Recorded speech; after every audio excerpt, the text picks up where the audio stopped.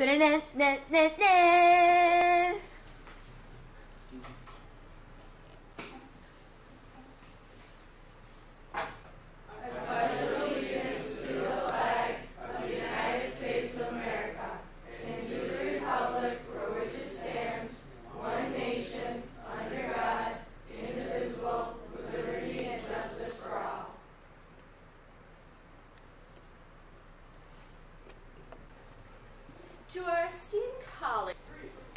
To our esteemed colleague, Mr. Allen, the following is a series of videos that has been produced for you by Ms. Wheeler's advanced class and associates. Our world-renowned cryptologist, Abraham Hauser, has produced for you a special seal that will gain you access to the rest of this video. If you should choose not to continue with this mission, we humbly request that you destroy both the seal and the tape.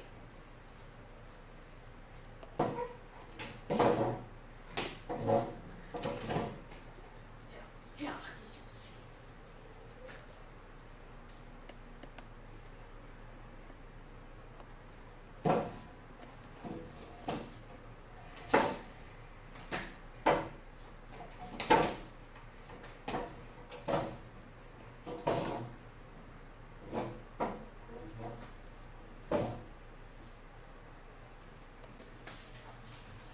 Science Fun Time with Emily, Steph, and Emily. Today we're talking about gravity and force. Let's get started. Gravity. It hurts. Ow. Force. Without it, nothing would happen. Not that kind of force. Scientific kind.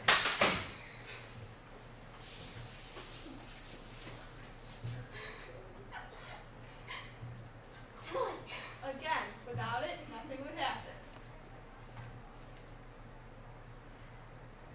Today we have a very special guest, Sir Isaac Newton. Step the lightsabers off. Hang the chair.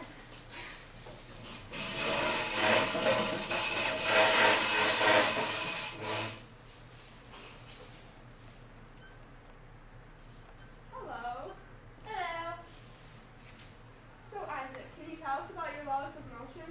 Sure. My first law of motion states that an object at rest tends to remain at rest unless objected to by an outside force. My second law says that an object in motion tends to remain in motion unless acted upon by an outside force. My third law of motion is any object has a force that has an opposite force that's equal. Thanks, Mr. Newton. I see you have an apple. Yeah, it's over there. I don't feel like grabbing it today.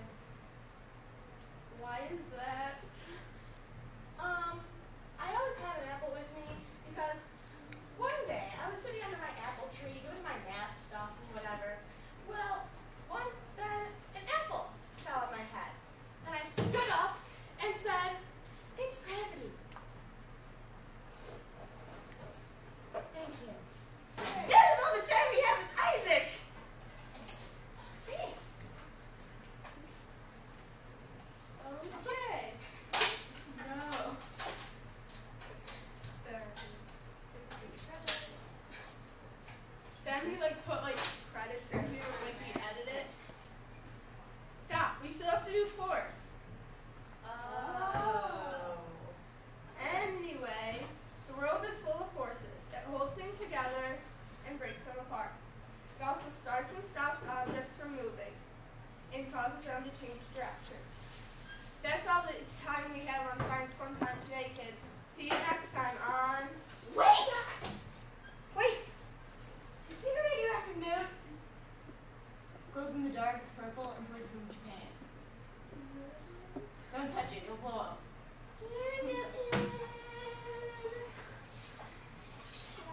Science time.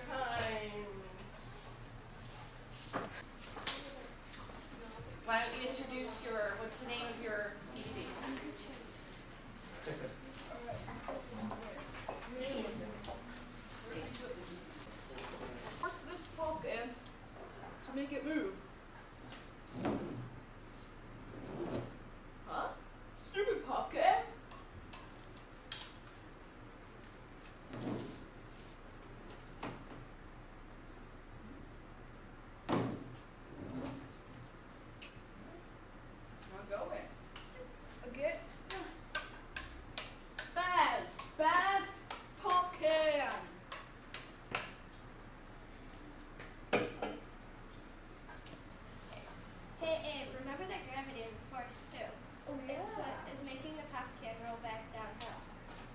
about gravity. It was discovered by Sir Isaac Newton. Newton discovered gravity when an apple fell from a tree and hit him on the head. Ow, that must have hurt.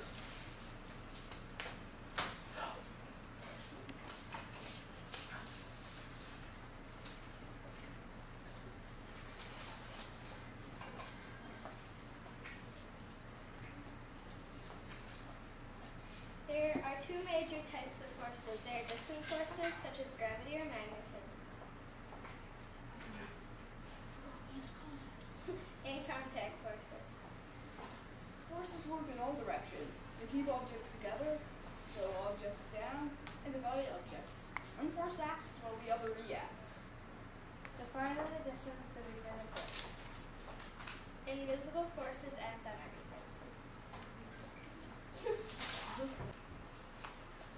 I'm the great Mrs. Hewitt. I know all, I see all.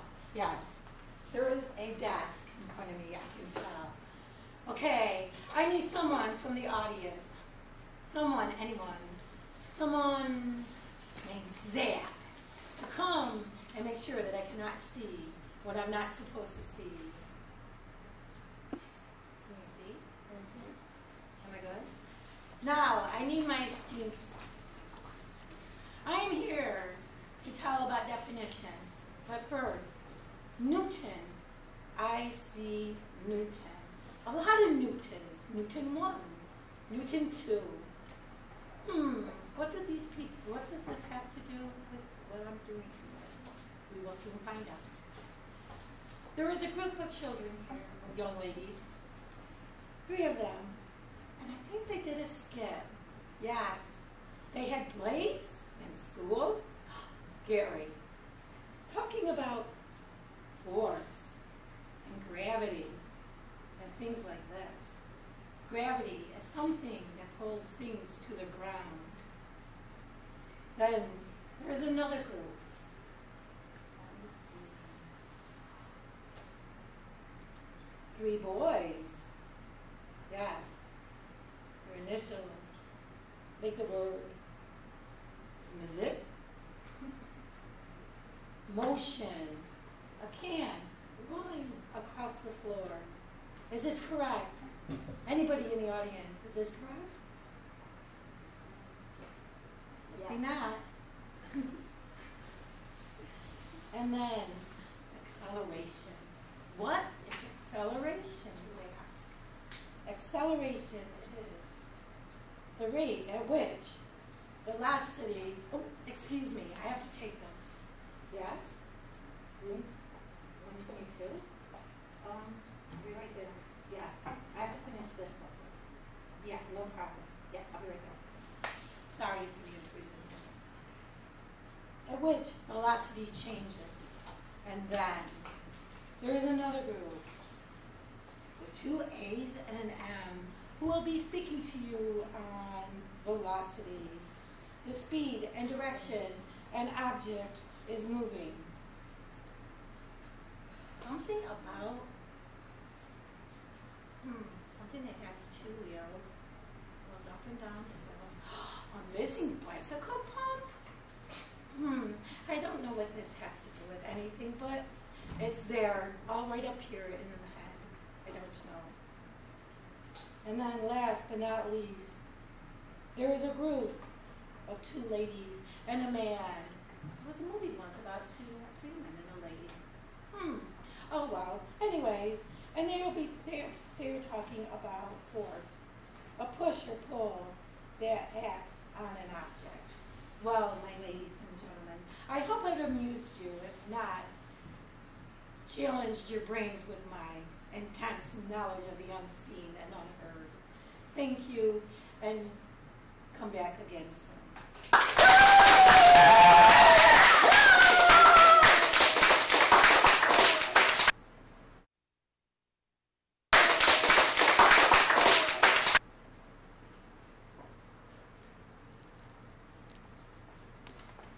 Good morning, ladies and germs. Today we are introducing Newton's first law of motion. Now introducing Adam, Mason, Andrew, and Mr. Pump. Excuse me. radioactive nukes. It's gonna blow up if you touch it. Okay.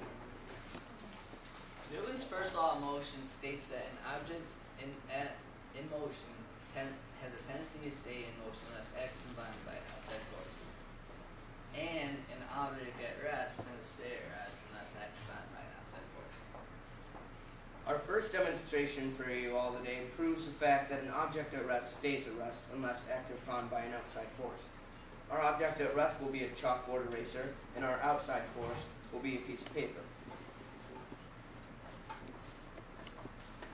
Object at rest and force.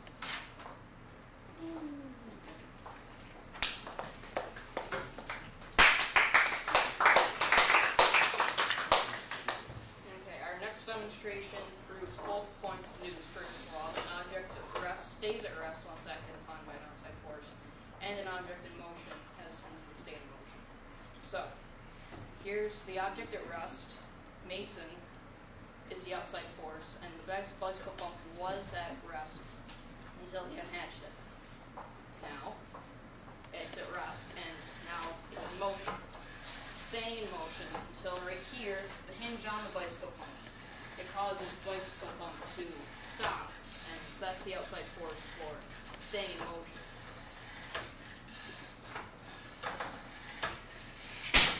Boom.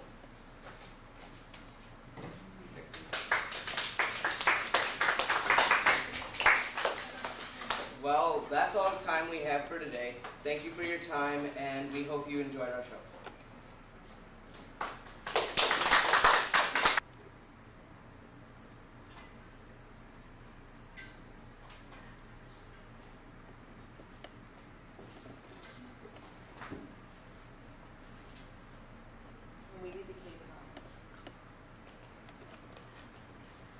We will now have a station break. That's not the smartest idea. This is me, Sam, and Zach. We're going to present Newton's second law of motion. Many times, velocity is substituted for speed. But did you know that velocity and speed are two different things? Velocity is actually speed and direction. Force must act upon an object for it to change velocity. This is Newton's first law of motion. An unbalanced force causes an object to move in the direction of that force. This is Newton's second law of motion. Force causes an object to speed up, slow down, or change its direction. The rate of velocity is the acceleration. Twice the force equals twice the acceleration, while twice the mass equals half the acceleration. The net force on a particle equals the time rate change in its momentum in the reference frame. When a car turns, it changes velocity, but it's not speed that changes its direction because the friction made the car turn. Bicycle pump can be used for motion. During the upstroke, this piston draws air through a one-way valve in the pump from the outside. During the downstroke, this piston then displaces the air from the pump into the bicycle tire. That is how motion works. Dion! Is this the button? Guys, come on. We're going. No. Am I gonna go through school like this? Do it.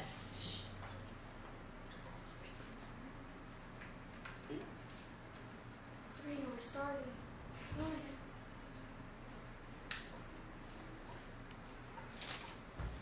Our group is going to present the third law of motion. The third law of motion is whenever one object exerts a force on a second object, the second object exerts an equal force, an opposite force, on the first object.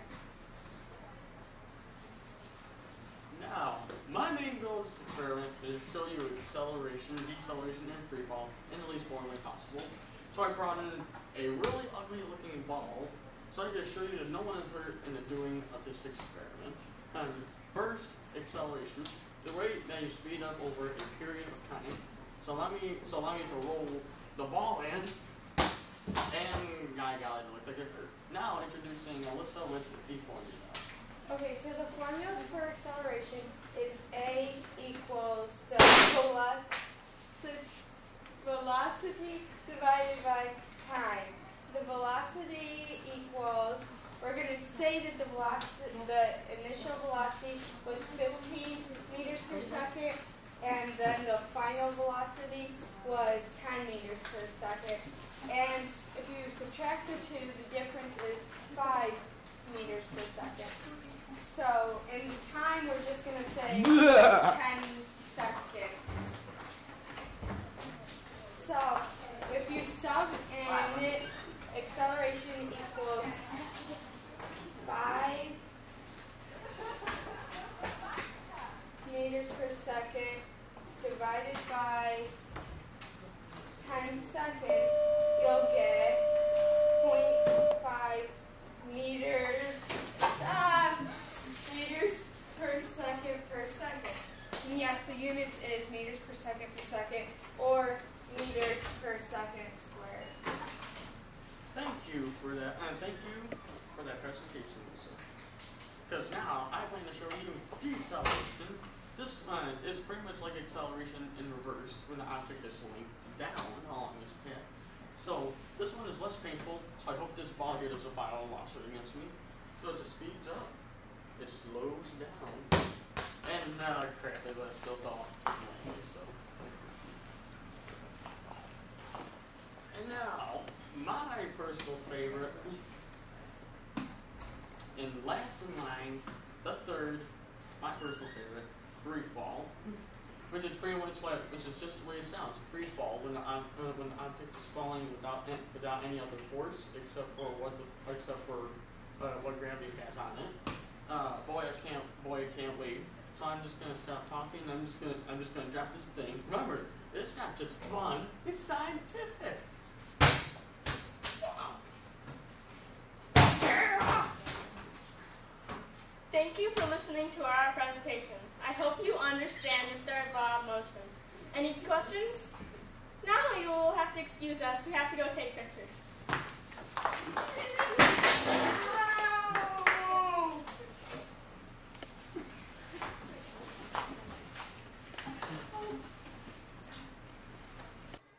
Good afternoon. My name is Professor Allen, and this is my professional voice.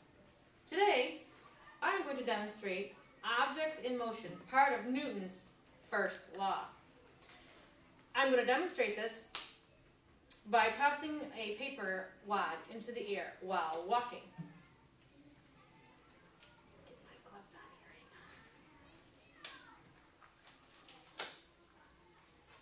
Okay, here we go. I'm going to walk and throw the wad of paper in the air. And then I'll turn around, walk, and throw the wad of paper in the air. If I stand still and throw the wad of paper in the air, it still lands in the same place. Explanation. If the person is at rest, the wad comes back down into my hand. It has no horizontal velocity before tossing it, so it has none after tossing it.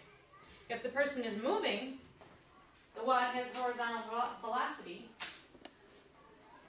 at the same velocity as the person, and it continues to move at this velocity even after it is tossed. That's the end of my demonstration.